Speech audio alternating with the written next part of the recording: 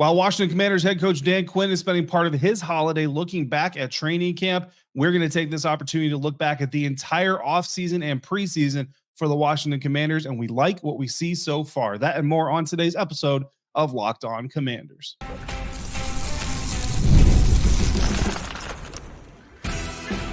You are Locked On Commanders, your daily podcast on the Washington Commanders.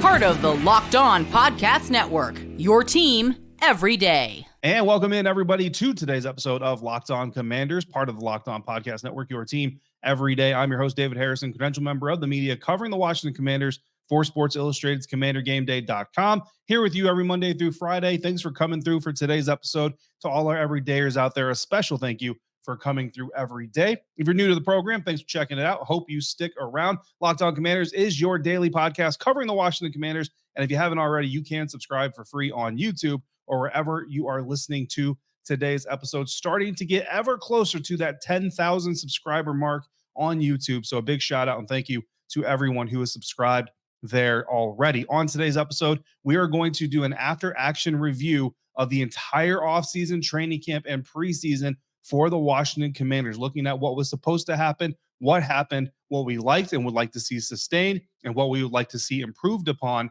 coming up in the next offseason as we get ready to embark in this regular season. If you want to get even more out of the program, out of the Locked On Commanders podcast, sign up to be an insider today at joinsubtext.com/LockedOnCommanders. And from there, you can text me your comments, your questions, and I'll be sending you inside information, live text, and bonus content like invitations to our insider-only Zoom conferences. It's a lot of fun. So head over to joinsubtext.com/LockedOnCommanders and get the first 2 weeks for free. This episode is brought to you by Prize Picks, the easiest and most exciting way to play daily fantasy sports. Go to prizepicks.com/LockedOnNFL. Use the code, all lowercase, LockedOnNFL, to win $50 instantly when you play $5. You don't even need to win to receive the $50 bonus. Prize Picks, run your game. The Washington Commanders did a lot this offseason, and we like what we see so far from the organization as we enter the first game week 1 of the 2024 NFL regular season. And during the season, everydayers, if you've been around for longer than just this year, you're going to remember last year we do AARs, after action reviews,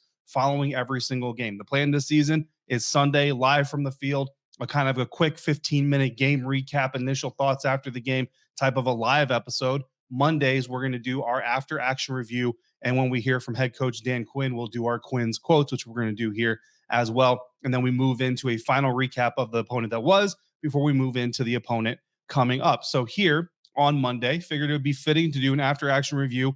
But of course, we're not going to do it on the last preseason game. We're going to do it on the entire offseason. So what was supposed to happen this offseason? Well, simply put, starting to build an elite franchise that's going to consistently compete. That's what was supposed to happen this offseason. I want to put the emphasis on starting to build, right? It's not necessarily expecting a one offseason turnaround from bottom of the league, earning the number 2 overall pick in the NFL draft, to boom, contending for a Super Bowl championship. I know the Houston Texans, relatively speaking, did that, competing for a Super Bowl championship in the sense that they were in the playoffs. I don't know how many people actually expected them to go toe-to-toe with the likes of, say, the Kansas City Chiefs. But hey, won their division, made the playoffs, won a playoff game. So kudos to them for doing all that. So I don't know if that's realistic for the Washington Commanders, but of course, a lot of people clinging to that. But the objective this offseason was to start building that elite franchise. That coming from the mouth of Josh Herz himself on January 8th, when he said, quote, "We're looking for the best people to build an elite franchise that's going to consistently compete and win championships." So that's kind of our goal in terms of the structure. Obviously, I start with talent. You want the best talent, and sometimes you let the talent just sort of influence the structure, end quote. And that is exactly what happened. So all from the top down, what we're having is this organization where suddenly what's being said is actually what's being put into practice, which enables you to trust what's being said a little bit more than maybe you could in the past. So what has happened since Josh Herz said that on January 8th? Well, Josh Herz went out and found the best people to start building his elite franchise.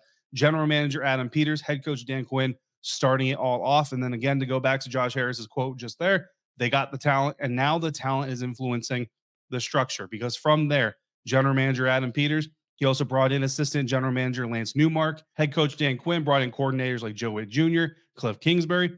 But also you got guys in the front office like Brandon Aiyuk, the senior vice president of football operations, they kept some people they felt like brought value from the last regime, senior personnel executive and advisor to the general manager, Martin Mayhew, but also special teams coordinator, Larry Izzo, considered by many to be one of the best special teams coordinators around in a critical year where the new kickoff rule is taking hold and impacting the way teams form their rosters, but also the way the special teams coordinators can impact the game and the special teams can impact the game. Also, a lot of experience on the coaching staff. Assistant quarterbacks coach David Blau, assistant head coach, offensive pass game coordinator Brian Johnson, run game coordinator, running backs coach Anthony Lynn, linebackers coach Ken Norton Jr., defensive line coach Daryl Tapp. Just a lot of impressive resumes all across the spread of the Washington Commanders front office and coaching staff. So Josh Harris decided he wanted someone in charge of the front office and someone in charge of football. From there, he's given both the men all the leeway they need to do what they need to do and to build the staffs they need to staff.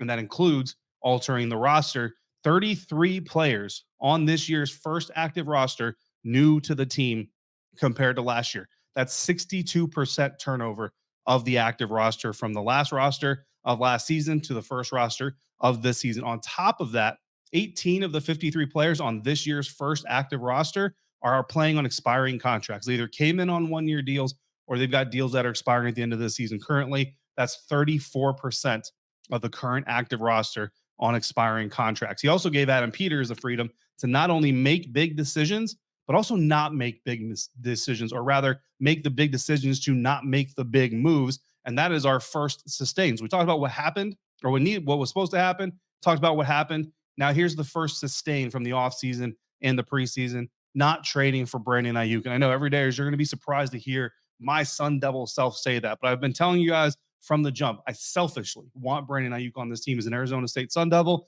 Jaden Daniels started his collegiate career at Arizona State. So selfishly, I want as many Arizona State or Ohio State players, for that matter, on this roster as I can get. But for the Washington Commanders, the right decision for general manager Adam Peters was to absolutely not make the trade for Brandon Aiyuk. Because remember, John Lynch and Adam Peters had this conversation pre-draft, maybe even during the draft. And I'm promising you, they had the conversations after the draft as well. But Adam Peters ultimately deciding to not pull the trigger. It's not a matter of being able to afford it, wanting the talent, but a matter of it being the right time.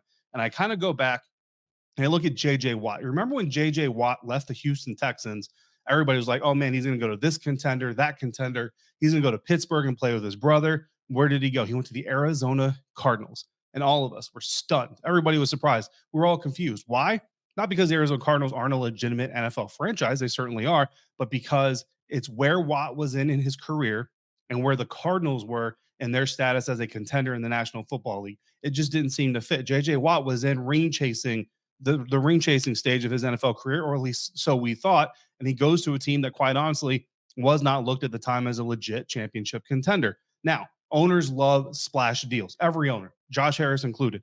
It increases revenue, it increases ticket sales, it increases coverage on national outlets, all of that stuff. If the Washington Commanders trade for Brandon Aiyuk, the next week of NFL network coverage is about the Washington Commanders and the San Francisco 49ers giving up and getting Brandon Aiyuk. So every NFL owner would love that kind of stuff, but dropping the premium draft capital. So the Steelers were offering a second round pick, according to reports, but the 49ers also wanted a top receiver on top of it. They wanted George Pickens. They also apparently would have settled for guys like Minkah Fitzpatrick or something like that.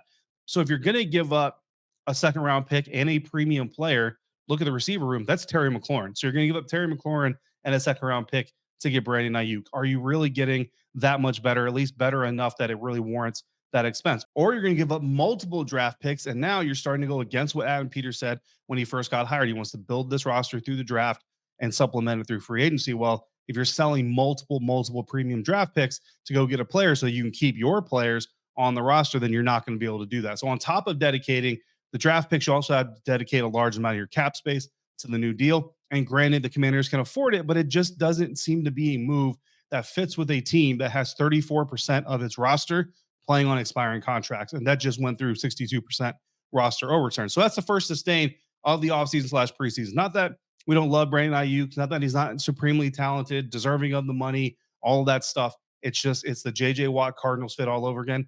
It wasn't the right time. Adam Peters making the right decision to not make a move of that magnitude in his first year as a general manager while they're trying to, as they put it, retool this Washington Commanders squad. But we've got 2 more sustains and we got 3 more improvements we'd like to see, including addressing the stability of the Washington Commanders secondary. That's coming up next on today's episode of Locked On Commanders, part of the Locked On Podcast Network, your team every day.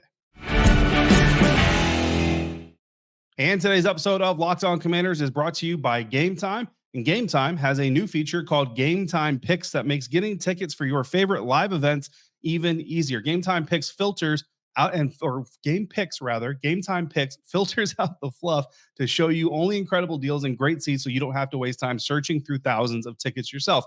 Curated deals make it easier to find the best prices on the best seats. For example, my Game Time Picks right now feature tickets for the Washington Commanders home opener against the New York Giants for $100, the Philadelphia Phillies visiting the Washington Nationals for $16, or I could get tickets to go see Nicki Minaj at Capital One Arena for $45. And the best part is I can get all-in pricing. I toggle on the all-in pricing feature, and I get the total up front. There's no surprises when I hit checkout. So take the guesswork out of buying concert tickets or any other tickets with Game Time. Download the Game Time app, create your account, use promo code LOCKEDONNFL for $20 off your first purchase. Terms apply. Again, create your account, redeem the code LOCKEDONNFL for $20 off. Download Game Time today. What time is it? Game Time. This show is also sponsored by BetterHelp. As an adult, do you take the time you need to learn as often as you would like, or was that lost in childhood? Kids are always learning and growing, but as adults, sometimes we lose that sense of curiosity. So what's something you would like to learn? Maybe you want to learn how to garden, maybe you want to learn a new language, or maybe you want to learn how to finally beat your best friend in bowling. For me, that would be my father-in-law. It's never going to happen, but if I took the time to learn it, I could potentially at least compete with a man who has multiple 300 games under his belt. So therapy can help all of us reconnect with our sense of wonder because our back to school era can come at any age. It's especially helpful in helping you figure out where to find time in your day to do the things you love or would love to do. It empowers you to be the best version of yourself, and it isn't just for those who have experienced major trauma. So if you're thinking of starting therapy, give BetterHelp a try. It's entirely online, designed to be convenient, flexible, and suited to your schedule. Rediscover your curiosity with BetterHelp. Visit BetterHelp.com/LockedOn today to get 10% off your first month. That's BetterHelp, HELP.com/LockedOn. As much as the Washington Commanders did well this offseason, there are still some areas to improvement, including in the secondary. Thank you for making Locked On Commanders your first listen today and every day. For your second listen today, check out the Locked On Fantasy Football podcast, where you can get daily insight into the best fantasy football strategies so you can win your league this season. Part of the Locked On Podcast Network, your team every day. So sustain number one, right? After action review of the offseason, everything leading up to this first game week of the year for the Washington Commanders.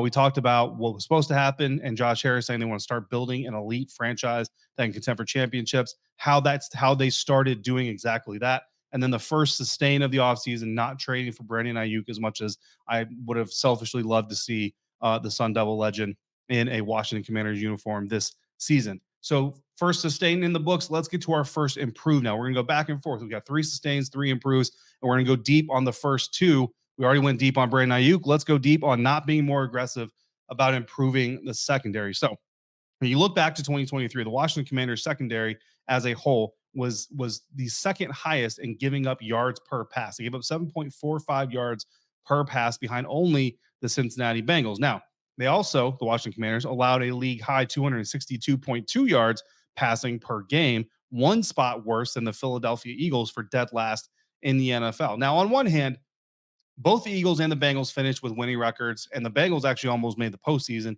despite Joe Burrow missing 7 games last year. So, and you could look at those numbers, and if you really wanted to, you could say having a really bad secondary doesn't necessarily kill your playoff opportunities. Okay, but on the other hand, only 2 of the 5 secondary starters from the end of last year are projected starters in Philadelphia, and that's the team that played relatively free of injuries, just like Washington did. So while the Bengals are kind of sitting there saying, we just got too banged up during the 2023 season, that's why we struggled and that's why we didn't make the playoffs, the Eagles are kind of taking the no, we really just were that bad type of route with their roster by replacing 3/5 of their secondary this offseason. Washington replaced 2/5. So they're kind of in the middle, right? So you got hot, cold, and in the middle, Washington's kind of in the middle of that. They didn't replace as many secondary members as the Eagles did, but they replaced more than the Bengals did, replacing 3 of their 5 starters in the secondary. It's a bigger difference than it sounds like, right? Because some people might be saying, okay, but there's only one player. That's not that big of a deal. When you remember that your starting secondary, if you count the nickel, is 5 players. If you don't count the nickel, it's actually an even bigger change, and actually 3 of the 4 are returning. So it's 20% per person. So the Commanders have 60% of the worst secondary in the NFL last season returning. And one of the new players, so 20% of that, is Jeremy Chin, who I'm very excited to see in this defense. But I'm excited to see him in this defense because of what his role is going to be. His role is not going to be as a cover safety. So when you replace him with another cover safety, so when you take him out and you need 6 or you need 5 legit cover men in your secondary, when you take him out, who are you replacing him with? You're replacing him with either Percy Butler or Derek Forrest, who is a returning player from the worst secondary in the NFL. So now you're back up to that 80% of the worst secondary in the NFL returning this season. Even if Quan Martin is a better free safety than a nickel corner, which he certainly looked to be last year, he certainly looked pretty solid this year. You still are not standing under the "we were hurt" umbrella to stand on. The Commanders are basically banking on the coaching was just that bad last season, which, look, a lot of us are giving this defense and players like Emmanuel Forbes a little bit of a pass because of the coaching last year. But how much of it was really coaching? How much of it was just this unit not being very effective? So we're hoping that this Commander staff is correct, that the talent is there, the coaching was just not, and we hope they're right. But the absence of takeaways this preseason already is not sitting right with defensive coordinator Joey Jr. and head coach Dan Quinn. It won't sit right if this secondary has to defend long drives consistently throughout the season and is not creating takeaways. So that's going to be improved number one. Just looking at the offseason, preseason. Remember, as the season goes on, these certainly things can change. We will do an AAR at the end of the season to look back at everything and then look at where we want to see this team sustain and improve as well. So again, take everything in time as it comes. So sustain number 2, I'm kind of wording this. If it don't fit, you got to get Johan Dodson being traded. And I'd say that tongue in cheek, but I'm not mocking Johan Dodson in any way, shape, or form. I mean, let me make sure we're very, very clear on that. But the bottom line is we've been criticizing this team for years. Jamin Davis, even Emmanuel Forbes was part of that. Chase Young was part of that. This team has been getting criticized for years for taking players that don't fit the vision that you have for that player, but trying to force it into working anyway and being very limited in the creativity used to kind of find a way for them to function. The Washington Commanders took Johan Dodson.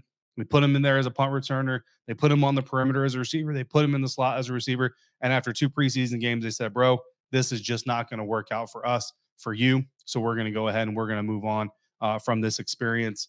Johan Dodson now goes to the Philadelphia Eagles, which is a little bit of a different conversation. But I think you have to praise this team for saying, listen, even if you're a first-round pick, if you don't fit, we're going to go ahead and move on. We're going to let you go somewhere where you might thrive. We're going to bring in someone who might thrive like Noah Brown or give Olamide Zaccheaus, De'Ami Brown more opportunities, whatever it is. And I think you have to praise that mindset. Even if you don't love the fact that Johan Dodson is no longer in Washington, even if you don't love the fact they traded him in Philadelphia, just appreciate the mindset of, if this isn't working between player and scheme and organization, we're going to go ahead and move on. Improve number 2. Where is Zack Herz? So I've seen plenty of Zack Herz on the practice field. You guys have seen very little of Zack Herz. And if you got to go to a practice, you probably made it to 1, maybe 2 if you're lucky. So you saw Zack Herz a couple of times. And hopefully you saw him on a day where he and Jaden Daniels were really connecting. But Zack Ertz completely gone from the preseason. Coach's decision. So is Bobby Wagner. But I think that with Zack Ertz, it's a little bit different than Bobby Wagner outside of preseason game number 2, outside of Miami, because he and his wife are getting ready for the arrival of their twins. 100%, zero issues with that. But preseason game number 1, preseason game number 3, actually number 3, actually you have to kind of scratch as well, right? But preseason game number 1 at a minimum, if Jaden Daniels is on the field, Zack Ertz should have been on the field, because when quarterback number 1 is playing, the bullets are a little bit different when the game is live, and how you interact with your players, how you interact with your teammates, how you read this game. Super happy for John Bates getting the tight end 1 reps while Zack Ertz was out, but I think you should have seen Zack Ertz on the field a little bit more, give them those opportunities to do it in real game situations. Sustain number 3, joint practices. First 2 years on this beat, I was confused, and I was asking people, why doesn't this team do joint practices? Now, it's hard to do at home in Ashburn, which is why you didn't see them done with the New England Patriots. They did do a 2-day joint session with Baltimore last year, but to me, the desire to do them from the coaching staff, from the front office, just didn't really seem to be there. And I thought it was a really weird thing, because I've seen a lot of joint practices in my days covering the NFL. They've always been incredibly effective, much more effective than just scrimmaging against yourself day after day. So I love seeing the joint practices becoming a part of the team structure, the team operational structure this offseason. And then improve number 3. What's better than two joint practices? 3 joint practices. Now that's easier said than done, right? But you get to a point where you can host joint practices as well. If the Washington Commanders could host joint practices, they could have brought the New England Patriots in and done another day of joint practices and gotten 3 days of joint practices in instead of 2. And that would have been great. Next year, the Washington Commanders have 2 home preseason games. And if their entire training camp is done in Ashburn again, they can't structurally, logistically support joint practices, which means you might get 1 joint practice depending on who that road game is against. Overall, I think when you look at what Washington wanted to do and what they did, given the time they have, they've done pretty well. But I would like to see them facilitate their own joint practices. And that's something that is going to take time, right? It's not something that you can just pop up tents or something and call it done. But the real test is the regular season, of course. And as we get set to enter the first game week of the year, we're going to take a look at the interesting advice Coach Dan Quinn said or gave about the importance of getting away from football this holiday weekend. That's coming up next on today's episode of Locked On Commanders, part of the Locked On Podcast Network, your team every day. And today's episode of Locked On Commanders is brought to you by Prize Picks. Prize Picks is America's #1 daily fantasy sports app with over 5 million active members. It is the easiest and the most exciting way to play daily fantasy sports. And unlike other apps on Prize Picks, it's just you against the numbers. All you got to do is pick more or less on 2 to 6 player stat projections and then watch the winnings roll in. 1 Caleb Williams passing yard will get you 1 win on Prize Picks every single week in September. That's right. Only 1 yard passing gets you an automatic win every football weekend in September if the Chicago Bears rookie throws for at least 1 yard. That's 4 free weeks of wins in theory. So don't miss this deal, because when September ends, that deal is gone on Prize Picks. And you can now win up to 100 times your money on Prize Picks with as little as 4 correct picks. It's a fun app to make your picks on. It has been part of my weekly NFL routine for years now. Download the Prize Picks app today. Use the code LOCKEDONNFL and get $50 instantly when you play $5. That's code LOCKEDONNFL on Prize Picks to get $50 instantly when you play $5. You don't even need to win to receive the $50 bonus. It's guaranteed. Prize Picks, run your game. Wrapping up today's episode of Locked On Commanders, and like we're going to do every day after games, it's time for Quinns Quotes. Last year it was ranting about Ron, and this year is going to be Quinns Quotes. Head coach Dan Quinn will be giving a day after press conference after every game, the day after every game this season. And when we do, we're going to wrap up our after action review episode with a few of his quotes. And the first quote today is going to be about his guidance to players during the pseudo bye week over the holiday weekend here between the preseason and the start of the regular season. Coach Quinn asked what he wants his team to do during this break. He said, quote, "I would be more in favor of everybody taking a break from football because this is the only time that really happens." And so they put so much in. There's such an intense time for the players and the coaches and the time. So I encourage them, and then the coaches as well. You actually have a clear head sleeping on some things. And then by Sunday, some new ideas will form. But you do need that. And that's why I'm in favor of this. And in the old days, you guys remember, it's the 4th game. And then, man, you're trying to get the hustle. You get right back to it. And so this has been good. And I think it's better for the mental health of everybody involved. The season's long. It's hard. So having a little space to just breathe is a good thing before you get started. End quote. And I love this statement from Dan Quinn, telling his players, telling his coaches, even telling himself. He said he's going to do a little bit of an AAR about the training camp and preseason, how it went, what he'd like to do different, what he really liked about what they did, and all that stuff. So the next year he can look at his notes in real time and say, okay, this is what I was thinking at the end of it all. But then he's going to take a little bit of a break as well. And I think it's important, like I kind of just go back to the old Chris Cooley, tight end video where, players are told all the time, you'll see a video of a player hanging out in the pool or something on a Wednesday afternoon, and somebody will inevitably, tweet at them or Instagram or comment at them or something and say, "I saw that drop you had on 3rd and 8. Shouldn't you be out there on the jugs?" Or, "I saw you get confused on this block. Shouldn't you be out there and you're studying your playbook?"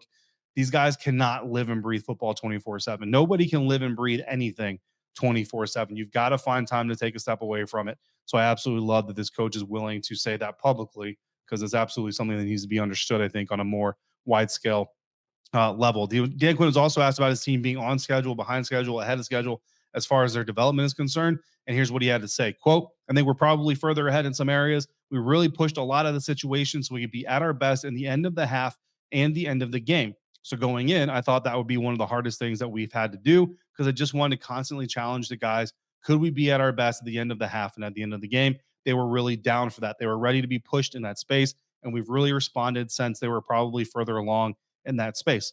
The one that you worry about as a coach, probably if you ask the other 31, the line of scrimmage for the big guys, because it's not throwing and catching and things that you can do without it. So usually the line of scrimmage play just kind of keeps improving the running game, the run defense. And so those are some of the things that I worry about every year. But I think we're further along in, and I probably anticipated in some spots, end quote. The Tampa Bay Buccaneers last year had the 8th best run defense in yards per run against them in 2023. So that's a very good run defense they're about to face. So the offensive line and defensive line concerns are very real. And to a certain extent, there's only so much a coach in the National Football League can do. Contact is so limited in practices. Even when you put pads on, you're not allowed to go 100%. You're not allowed to just go out there and wail on each other. You do get the joint practices. You do get the preseason, but still there's a little bit of an uncertainty there. I mean, quarterbacks and receivers, literally from day one, they're throwing to each other and catching passes from each other every single day. So it makes sense there. But Dan Quinn feeling like this team is a little bit ahead of schedule, which, the projection's about 6 or 7 wins. That's about where I have them right now as well. And so if you're ahead of schedule, and if you can get ahead of schedule, stay ahead of schedule, maybe you're talking 8 wins, maybe even 9 wins. I know some Commanders fans are super excited and confident and say 10 plus wins is in the bag. We'll see if that happens. Love the confidence either way. Next quote, Dan Quinn was asked about the captains, about the team captains, if he's decided on that process and who they'll be. Coach Quinn saying, quote, "We'll be using game captains, and I'll also utilize a group of some leaders that will be kind of with me on some decisions that or emphasis that I want to make with the team. But we'll pick game captains until the postseason. Then we'll pick postseason captains. That'll be throughout." End quote. Was asked if those game captains will wear C's on their chest. They won't wear it, but they'll be a captain. End quote. And again, man, it just kind of goes back to what they've been preaching. It's a team effort. They're not asking Jaden Daniels to wear the cape. And I think that's kind of part of it, right? Because if you're going to preach this thing about Jaden Daniels not having to wear the cape, not having to be the superhero on the team, and then you slap a captain's patch on him, that gives you an aesthetic, right? But at the same time, if you don't give your quarterback a captain's patch in today's NFL, which I think is a little bit weird, conversation for a different time, but basically every starting quarterback is a captain, right? So if you don't put it on him because you don't need him to wear the cape or whatever, that brings up questions. So just avoid it altogether. Dan Quinn in his history, his last year with the Atlanta Falcons, he had 5 permanent captains, and then they had a rotating week-to-week captain. So that 6th captain was a week-to-week decision. He's had a full 6 captains before. So Dan Quinn just kind of playing with it. Again, his second go around as an NFL head coach. This is just one of those things that is changing. It's very interesting. Nobody really asked him the motivation why. I think probably this week he'll get asked the motivation why. I'm really interested just kind of hear his question. And of course, we will be back tomorrow with more Locked On Commanders. And then Wednesday, we are back out at Ashburn for our first practice of the official regular season first game week. We will hear from Dan Quinn. We will hear from Jaden Daniels, and we will get this thing rolling. In the meantime, if you got questions or comments, just text me directly after the episode by becoming a Locked On Commanders insider at joinsubtext.com/Locked On Commanders. Next up, make the Locked On Fantasy Football Podcast your next listen today and get your daily insight into the best fantasy football strategy so you can win your league this season. As always, thank you so much for making Locked On Commanders your first listen of the day, every day. Every day, thanks for coming through every day like you do. And until we speak again, if you're out and about, please be safe, be kind, and I will see you right back here next time for another episode of Locked On Commanders, part of the Locked On Podcast Network, your team every day.